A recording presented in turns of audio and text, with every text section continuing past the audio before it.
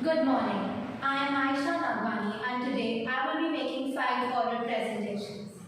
My first speech is introducing and thanking the main speaker at the inauguration ceremony of the city's first medical college for girls to 1,000 people aged above 20 years.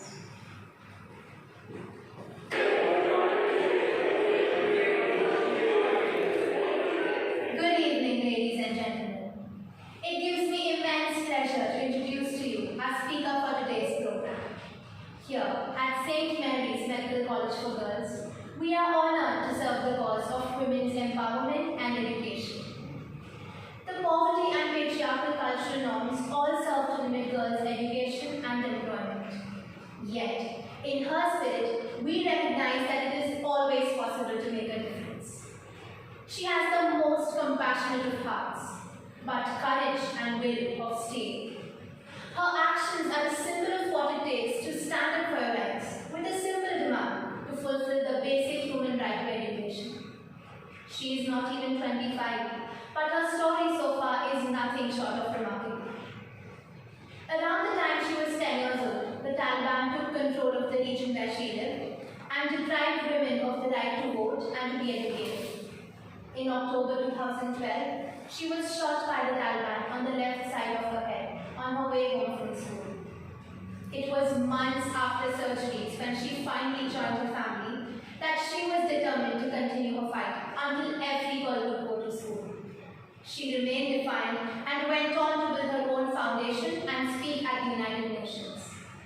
With her father, she established her fundraising organization, a charity dedicated to giving every girl an opportunity to achieve a future that she chooses.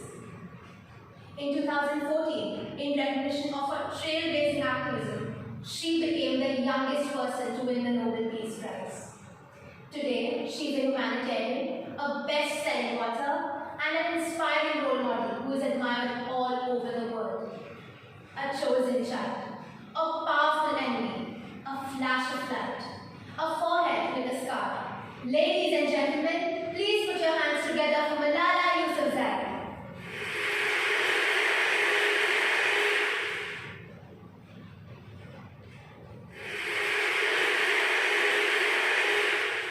Thank you so much for your impassioned speech about gender equality in education. We are extremely grateful for the time and effort you took to share your thoughts and experiences with the audience. Indeed, it was very brave of you to call upon the world leaders to change their strategic policies in favor of peace and property and speak up for the right to education of every child. Your speech threw light on how the terrorists are misusing the name of Islam and Western society for their own personal benefit. We are stunned at the fact that your journey from near-death attack to recovery did not dissuade from giving up your passion to fight for girls' education. In fact, you told us that the Taliban attack caused your weakness, fear, and hopelessness to die, and gave birth to courage and strength. What we really found striking about you this evening is your humbleness, as you went on to mention that you do not hate the Taliban who shot you, and that even if you had a gun in your hand while he stood in front of you, you would not shoot him. Despite your young age, you have already fought for several years and have shown by example that young people too can contribute to improving their own situations. Your heroic struggle inspired the youth tremendously. You further charmed the hearts of the audience by mentioning that you are going to donate every penny of your prize to your charity, the Malala Fund. Apart from your powerful, rallying personality, the audience was very pleased to see your witty side, which made them roar with laughter.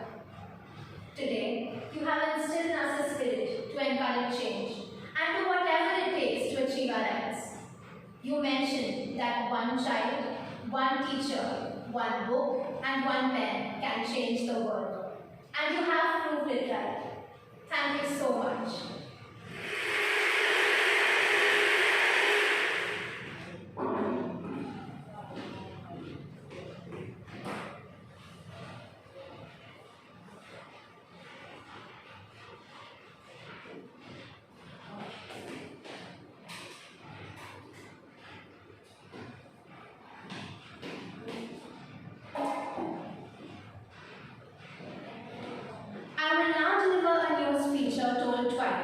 the audience, are the listeners tuned in?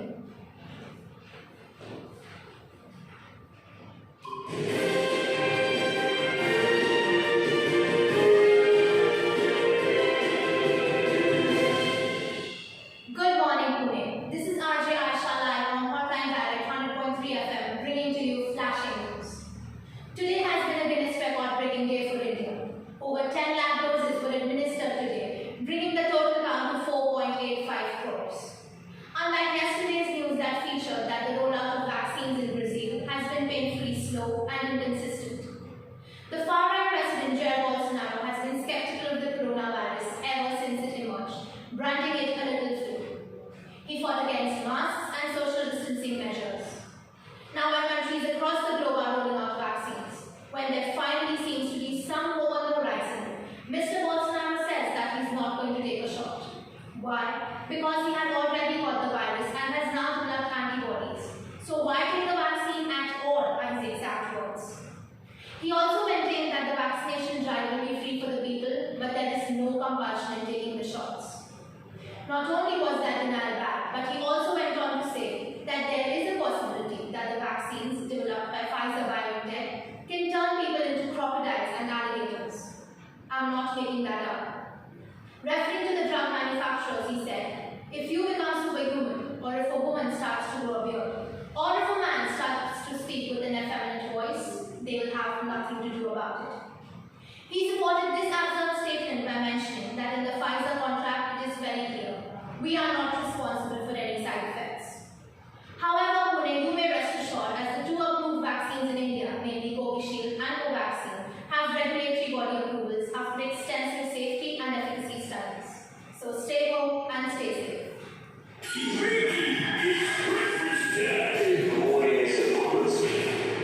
Good morning, Pune. This is your favorite RJ Ash live on Chat Track 94.3, your number one source of local news and information. I am thrilled to tell you that India has broken all records today. And this time, it's not for bribery or illegal drug trade or arms trafficking or fraud. But guess what? India has finally vaccinated 4.85 crores people, which is twice the entire population of Australia. Hard to believe, right? But that's the truth. Maybe. Hello, Guinness. Are you listening? I think we definitely deserve an award. But Brazil, that has always been brilliant in vaccinations, finally showed its true colors by being extremely slow with the rollout of vaccines. Well, as slow as the Indian Congress. In fact, Mr. Bolsonaro, the Trump of the tropics, is failing to live up to his title because even Donald Trump has apparently started taking this pandemic seriously. Well, here are a few things that Mr. Bolsonaro considers much more important than the severity of this pandemic, or what he calls a little flu. Number 1, anti-lockdown rallies. Number 2, posing for selfies and hugging young children at the rally. Number 3, eating hot dogs and sipping on cold drinks. The citizens are in utter confusion because on one hand, the president participates in the country's inoculation program, and on the other, he suggests that since nobody is responsible for the side effects of the vaccine, it may turn people into crocodiles, or women may start to grow a beard, or men may start to speak with an effeminate voice. To sum it up, what the Brazilian president is trying to say is get yourselves vaccinated, but at your own risk. Anyway, stay tuned and I'll be back.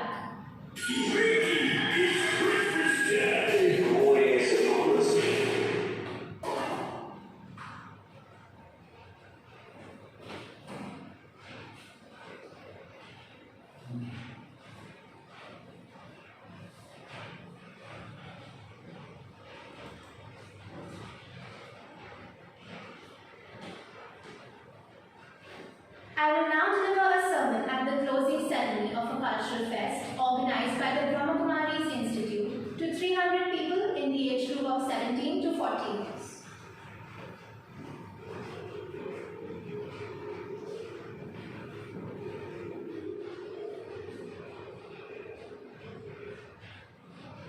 Shanti to one and all present here. I, Ayesha Nagwani, a member of the Brahmakumaris Institute, heartily welcome you to the Cultural Fest of our two-day spiritual workshop. As we know, Brahmakumaris, which literally translates to the little disciples of Lord Brahma, is a worldwide spiritual movement dedicated to personal transformation and world renewal. You scratch my back and I'll scratch yours. Or I'll do this for you, only if you do that for me. Don't these lines sound familiar? Ask yourself, when was the last time you helped someone because it felt right and natural and you did not know how to be any other way? Do we surely need to be rewarded for everything we do? The way this world works is that once you give something away, you automatically create space to be able to receive. Intentionally helping others with an expectation for favors in return has become a norm. To quote the Bhagavad Gita, Karmane Vati Kares, Ma Phaleshu Kadachana, which means you have the right to perform your duty, but you are not entitled to the fruits of your actions. The Gita is a dialogue between Prince Arjun and Lord Krishna, who is serving as his charioteer at the Battle of Kurukshetra. This battle was fought between Prince Arjun and his allies, known as the Pandavas, and Prince Duryodhana, along with his allies, known as the Kauravas.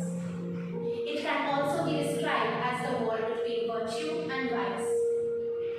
Prince Arjun was worried about entering the battle. Lord Krishna explained to him that he must not worry about the victory or defeat. He must be neutral in both cases. Lord Krishna explained to him that Prince Arjun must keep on doing good deeds without being attached to the result of his actions. We may have experienced an opportunity to give something away to someone who needs it by making a sacrifice, only to find out that it was either returned to us or circumstances changed and we did not have to give it away. Yet, regardless of the result, we were rewarded with the feeling of satisfaction of having to sacrifice for others. We thanked God that we chose to give, rather than to be selfish. We found more and more blessings showering upon us, unasked for, and our hearts filled with godly love. There is no greater joy that can fill our hearts than giving. All those who have given selflessly may have experienced that one never loses when one gives. A tree is an element that leads a selfless life. It gives us good shade, tender rain, fruits and vegetables, a natural habitat for a number of birds, and most importantly, it provides us with oxygen, which is essential for our very survival. It does not harbor pride, anger, or jealousy, nor does it expect anything in return.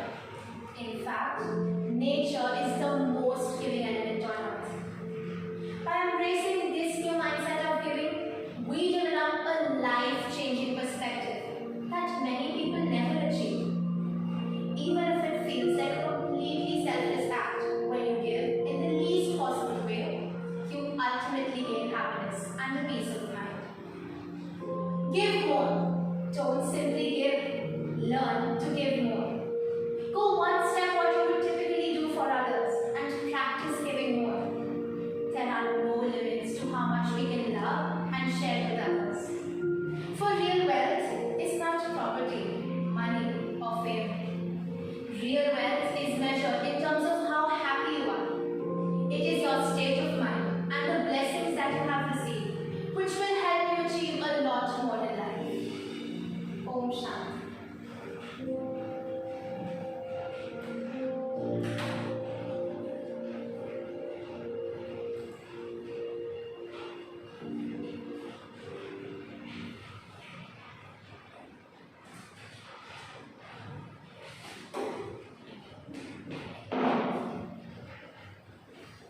As an assistant teacher of a primary school, I will now narrate a story to 25 7-year-old children on the occasion of Children's Day.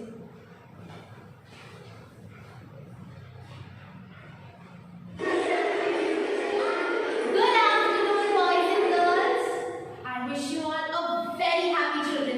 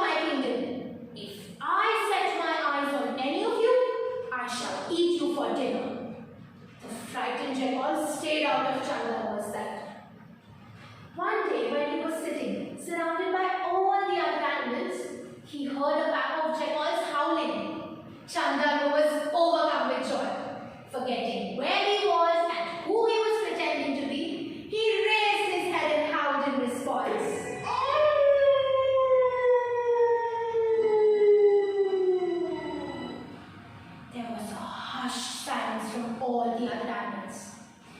Now they had discovered who their king really was. The lion began roaring in anger.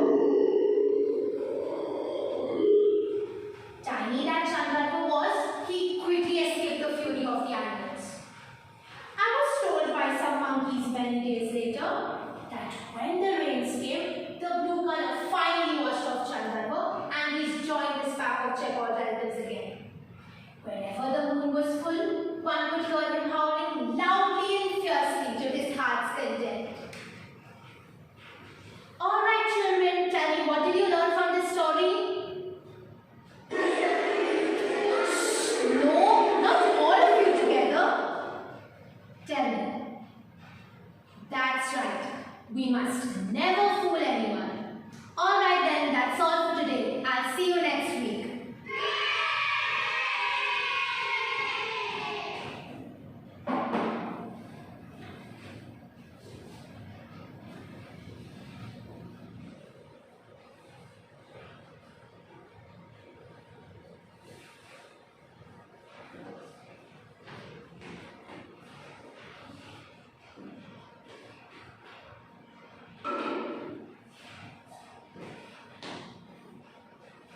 I will now deliver a persuasive speech on a moral issue at a conference to 120 young aspiring journalists, aged between 22 and 25 years.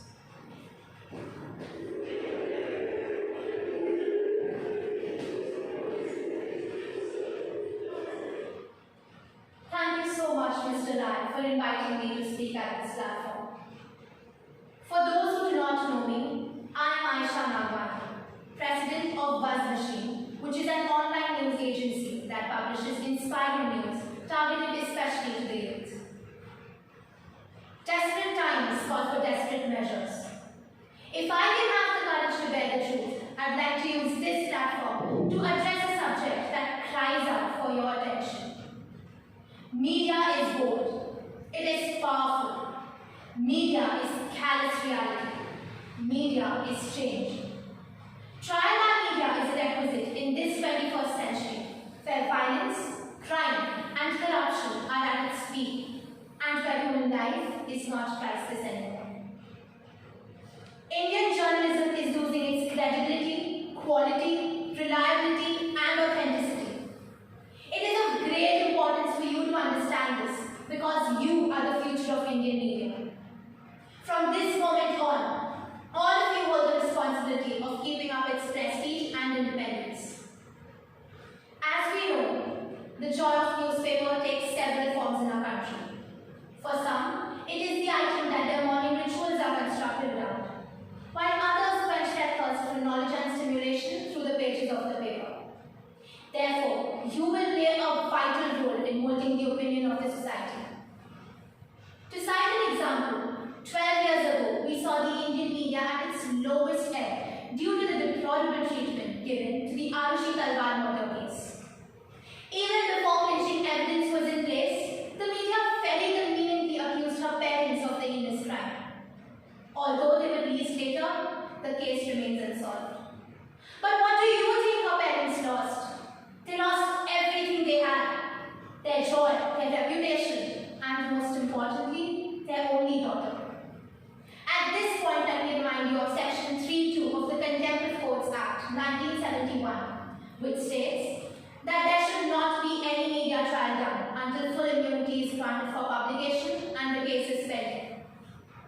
This is why you need to have a deep awareness of your primary responsibility to provide an honest public service.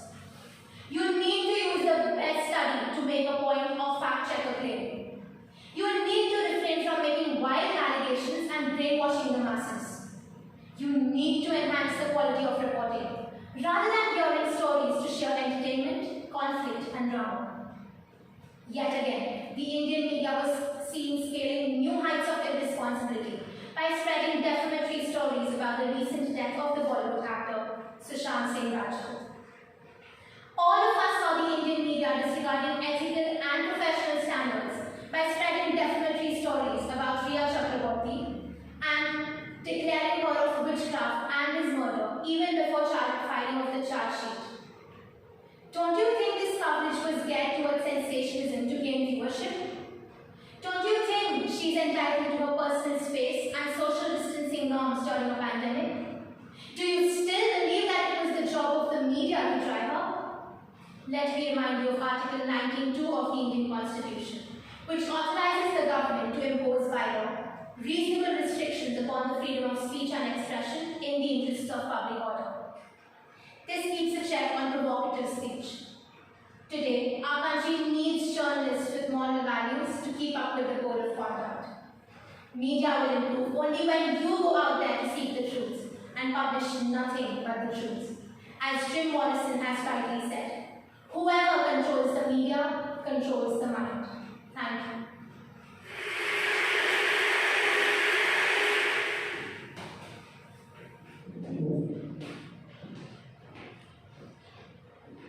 I will now move on to my reflection task.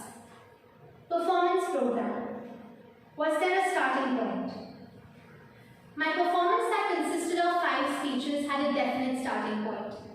When I came across the 7 topics, I was very sure of doing the sermon, which helped me pave my way through the rest of the exam. I was also very certain about which quote from the Bhagavad Gita I was going to choose, as well as the central topic of my sermon, which was giving selflessly. I chose the story as one of my topics because I always enjoy being around children and teaching them new things. Narrating a story is one of the best ways of doing so, and at the same time, teaching them a moral lesson. The Indigo Chickball is a very fascinating story for 7-year-olds, and I think it teaches them a wonderful moral, that is, tricksters will be tricked in the end. As of the persuasive speech, I started off with a lot of research about the cases where the Indian media transcended its boundaries. Subsequently, I constructed my speech based on the research. Were there any external influences, either artistically or in a social context? External influences played a major role, the first one being the news feature about the COVID-19 vaccination drive. In this chaotic situation amidst a pandemic, I could not help talking about how the leaders created utter confusion about the side effects of the vaccine. The absurd remarks made by Mr. Bolsonaro provided most of the content for my speech. Moreover, the ongoing pandemic saw a surge in the contemptuous trials by media in the death case of Sushant Singh Rajput. This was a matter of great concern and it massively influenced me into delivering my persuasive speech. I decided to use this platform to convey that an honest public service is absolutely indispensable. Thirdly, I am a part of the Brahmakumari's Institute since I was an infant. This very factor helped me in preparing my sermon, as I could incorporate their teachings as well as my personal experiences into the speech. Lastly, I would like to talk about how my introducing and thanking speech was prompted. Feminism has become a talk of the town. The causes remain, and the stereotypes will never die. I was very keen on talking about this subject, and I could think of no better way of doing so than choosing Malala Yousafzai as my main speaker for the introducing and thanking speech. She is an idol for a number of girls out there who are in any way deprived of their rights. I myself am inspired by her to a great extent because of her unswerving commitment to improving the lives of millions of girls through education. How did you plan? Well, planning the speeches was absolutely a task. Although I was sure of which 5 topics I was going to talk about, finalizing the points while keeping in mind the limited time frame was difficult. I used the prep method to construct 2 of my speeches, that is the sermon and the persuasive speech, where P stands for point, R for reason, E for example, and P for point again. This method helped me construct my speeches in a systematic manner. Also, I wanted to ensure that I entertain the audience and at the same time give them something to walk away home with. The order of my speeches was decided in such a way that each powerful speech was followed by one in a mild or a moderate tone. I was certain about ending my performance with the persuasive speech because trials by media have become very prevalent now, and we have recently seen the Indian media immensely lose its credibility. Therefore, this topic would make a huge impact on the audience and would also make them aware of what exactly is the need of the hour. Did you do any research research to gain a greater understanding of the writer, composer, language, or genre? Well, each speech required some amount of research work, but my persuasive speech required the most of it since I had to include statistical data and articles from the Indian Constitution. All this had to be factually correct, and this required a lot of checking and rechecking. Since my speech itself was about providing absolutely true information, I could not afford to make any mistakes regarding any data whatsoever. I also did a considerable amount of research work for my introducing and thanking speech by reading Malala Yousafzai's biographies. Moving on to personal response, challenges, and reflection. What skills were needed to approach the challenge? One of the biggest challenges that I faced was emoting myself in the story. Since I had to relate a story to 7-year-olds, I was required to be very expressive and dramatic in order to keep the children engaged to the story. To overcome this, I practiced the story narration live with a few children. By analyzing their reactions, I knew exactly what areas of storytelling I had to work on. Also, I added sufficient visual and audio aids to sustain their interest. Another major challenge that I faced was voice modulation, which means adjusting or controlling the voice by changing its loudness, pitch, or tone. I realized that I started off with my speeches quite well, but as I approached the end of the speech, my voice would become monotonous. That is to say, during the course of the speech, I used to lose track of voice modulation. It took me quite some time to understand when and how to vary my pitch and tone. The persuasive speech, for instance, was required to be very powerful in order to convey the desired message. Therefore, I used a higher pitch whenever I asked a question and made use of a very serious and authoritative tone while making important statements. What choices of interpretation or staging did you make? I ensured that I used the stage space efficiently, and I was also cautious about covering the screen. As of the staging, I practiced my movements during a speech and ensured that I made proper eye contact. Also, I used very minimalistic props, that is the podium, the bar stool, and the chair. What have you discovered by working through the challenge? I have discovered my true potential by working through this challenge. I had absolutely no idea that I could make it through 5 different speeches in one go. Also, I have learned how to construct a speech properly by doing the correct research, since correct research only leads to the correct content. Minute details like the number and age group of the audience, event, the nature of the speaker play a major role in a speech, and this is something that I have learned by working through this particular challenge. Lastly, I have also learned that practice is the chief source of improvement in all aspects, and therefore I made sure that I practiced and practiced even when I was reluctant to do so. How would you approach a similar challenge again? Approaching a similar challenge again would not be very difficult because I have learned how to construct a speech well. However, I think I would work more and more on my delivery since I believe it is something I can always try to improve. What personal strengths or limitations have you noticed in the process? My major strength was memory. Memorizing the speeches was comparatively easy for me. Moreover, I did not face any major issues with the audio and visual aids. This gave me more time to focus on my delivery because my major limitation was voice modulation and emoting myself. I also struggled with projecting my voice appropriately in accordance with the number of listeners. Also, making 5 oral presentations, each with a different persona, was a huge task. Moving on to health and safety. Safe practice on stage. This pandemic posed a difficulty since I had to wear a mask for some of my practices, and projecting my voice well with a mask on would become exhausting. Also, I had to ensure that I sanitized all the materials that I used, but this could not have been avoided for everyone's safety. As of the staging, I made sure that I keep the cables securely tied and all the electrical equipment was handled with proper knowledge. Working with an audience. For practice, I created an imagined situation of an audience. I also tried to adapt the perspective of the audience in order to identify and connect with them. Occasionally, I used to have a dry throat as I proceeded towards my last speech.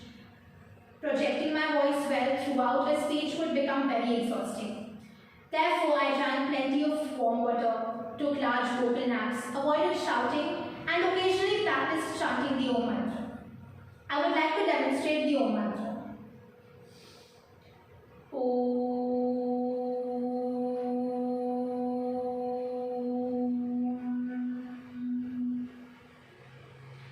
Chanting the Om mantra is a sacred practice in Hindus, and it is very helpful to energize the body and mind.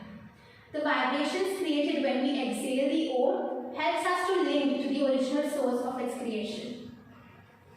Also, I exercise regularly, which improves my stamina and muscle tone. That in turn improves posture and breathing, which is very essential for good speaking. Sustaining focus and energy. Sustaining focus and energy can be quite a task for 25 minutes. Therefore, I ensure that I am in a calm state of mind before I begin with my speeches. I inhale and exhale a few times to avoid nervousness and make positive affirmations in order to boost my confidence. Reminding myself of how much this performance means to me always helps me give my level best. Lastly, I make sure that I put in my heart and soul in everything that I say, so as to bring about a sense of purpose.